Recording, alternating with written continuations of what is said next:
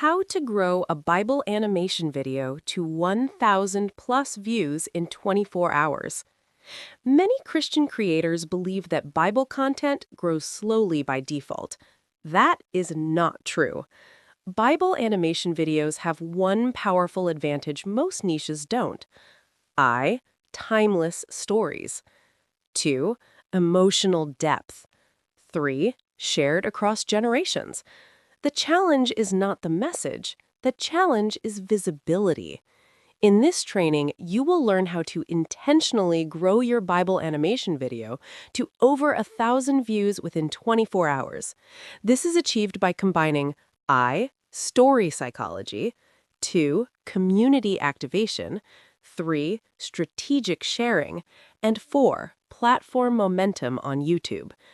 This method works even if I. Your channel is small, 2. Your video is new, 3. You don't have ads or big subscribers.